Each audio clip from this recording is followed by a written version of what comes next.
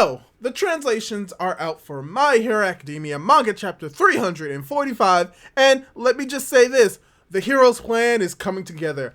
All is going according to Keikaku. Except for, just one small, tiny, minute thing. Deku gets captured, and, the entire plan gets thrown out of whack. And we'll see why that is the case right after this.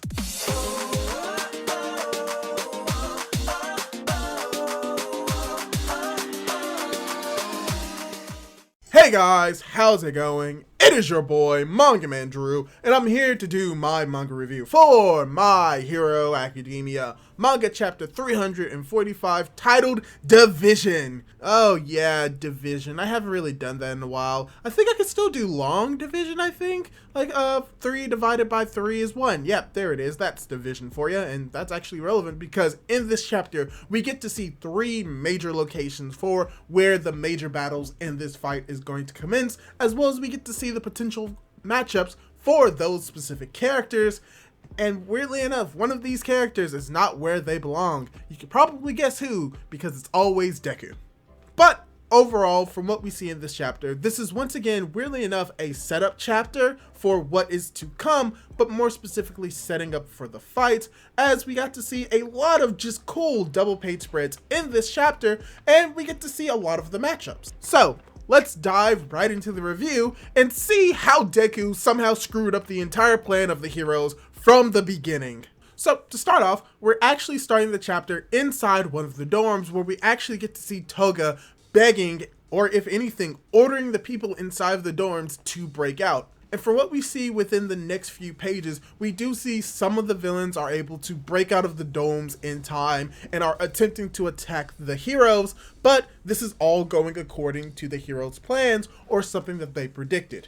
Because as we see Dabi breaking out of the dome and trying to chastise the heroes by saying, it took us 3 seconds to do this, that wasn't enough time, as we have characters coming in, it's like 3 seconds is more than enough, as we see just a big ball of flames and attack, kicking the villains, kicking Dabi into the portal. And as that is happening, you have a voice saying, restrict their movements, scatter them.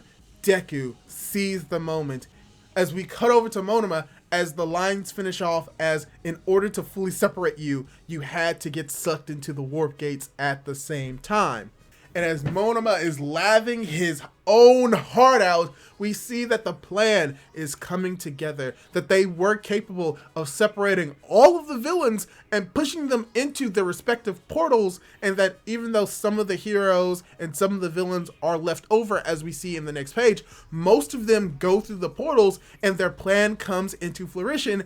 And there's obviously going to be some leniency when it comes to the dialogue, specifically when it comes to these translations. Particularly with this one line where we get to see a Crust lookalike. Wait, what? Okay. So we have a Crust lookalike because obviously this can't be Crust since, Crust is... Yeah, but most likely it is potentially a relative of Crust. But weirdly enough, we just have a dialogue line of like, you capitalist pigs, how much money did you spend on this? Coming from actually, weirdly enough, like the weasel mouse dude with the ears, someone that we've seen throughout the chapters actually saying this. He most likely didn't say it, but as you have this Crust lookalike saying that, don't worry, we have anti-decay measures for the likes of Shigaraki, as we cut over to the next page. As we do not see the decay measures, but you will see what they are. And oh boy, is this something that I didn't expect. But as that is all happening, and as we see that the heroes are pushing the villains into the portals, you have Bakugo screaming, blow them to bits! As you just have this one line just coming in and pulling Deku into a portal, which he apparently wasn't supposed to go through that one. So yeah, you remember how I said that there was a certain character that by them just existing, they ruined the plan? Deku pretty much botches the entire hero's plan when it comes to separating the villains and having specific heroes fight those specific villains. Deku messes it all up by being captured. Not exactly captured, but he is pulled through the wrong portal, and we'll see who actually did it, and it shouldn't surprise you in the slightest. So as the villains have gone through their respective portals, obviously some of the villains are still left. All Might gives the order to Fat Gum to capture and restrain any villains that were left behind, and also to protect Aoyama because, you know, they probably will try to kill Aoyama for betraying All for One.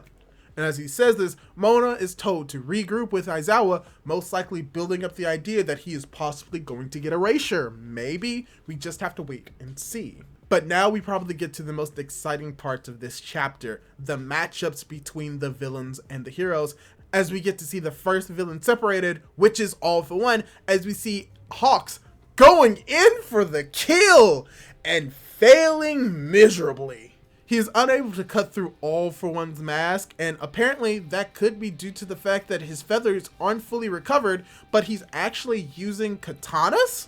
I'm not 100% sure if they're actually katanas, but at the very least, they do not appear to be the feathers off of his back, depending on the size and the color, but hey, that could just be due to the scanlations.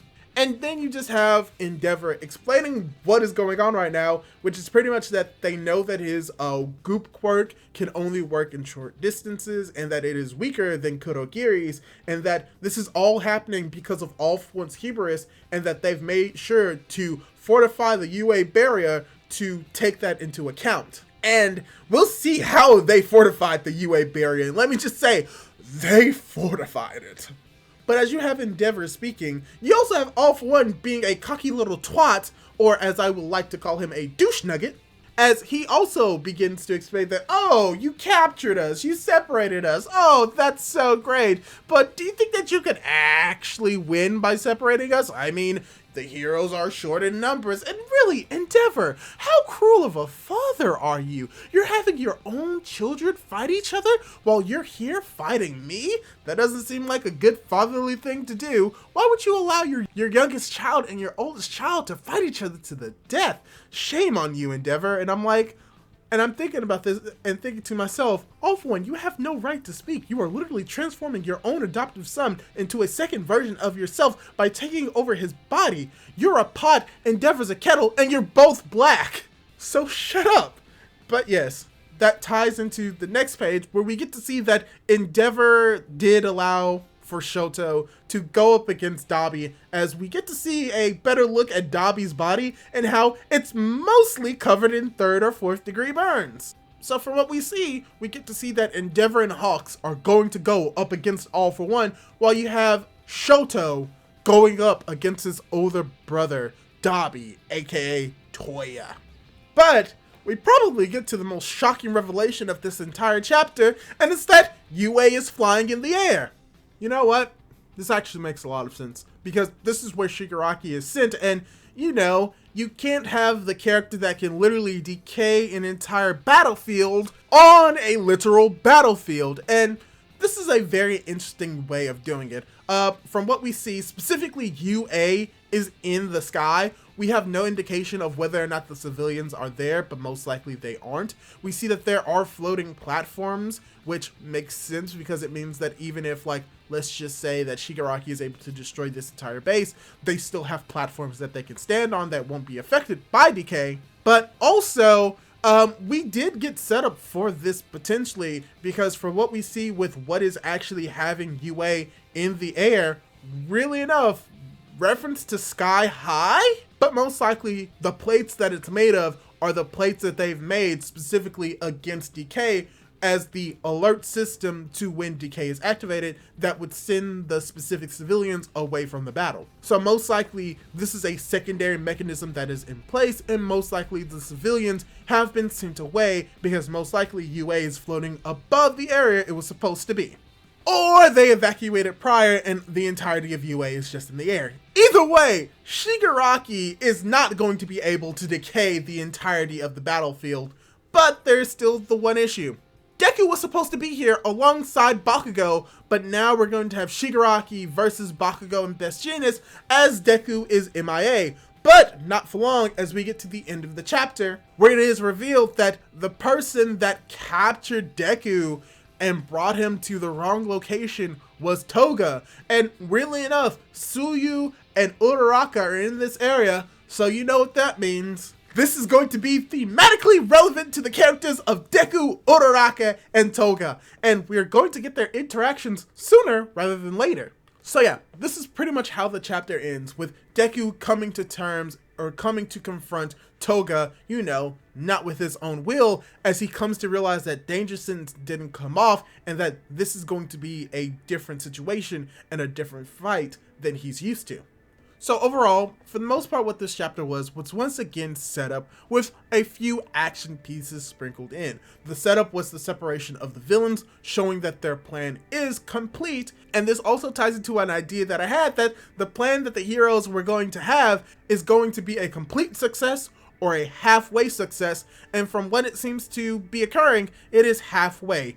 Phase 1 was a success, but Phase 2 is not, because the heroes are not where they're supposed to, specifically when it comes to Deku. But from what we see in this chapter, we're most likely going to be focusing on the fight or the confrontation between Deku and Toga, alongside with the help of Uraraka and Froppy. And then eventually we're going to get more into the fights between Best Jeanist and Bakugo versus Shigaraki, Dabi versus Shoto, and Endeavor and Hawks versus All for One. And potentially we'll get a little bit of moments with Fat Gum as well as Aoyama, and the potential setup for what's going to be going on with Monoma as he returns to Aizawa. So overall, I thought this was a really good chapter of My Hero Academia. It was a lot of setup, but it's a lot of good setup that we're going to get a very, very big payoff within the next chapter or so. So yeah, that's all I really have to say about this chapter. Hopefully you enjoyed this chapter, hopefully you enjoyed this review, and if you want to see more reviews like this on my channel, why not subscribe to my YouTube channel so that you can get more content like this. Hopefully you're able to do that cool jazz, and hopefully I'll be able to catch you in my next video. Goodbye!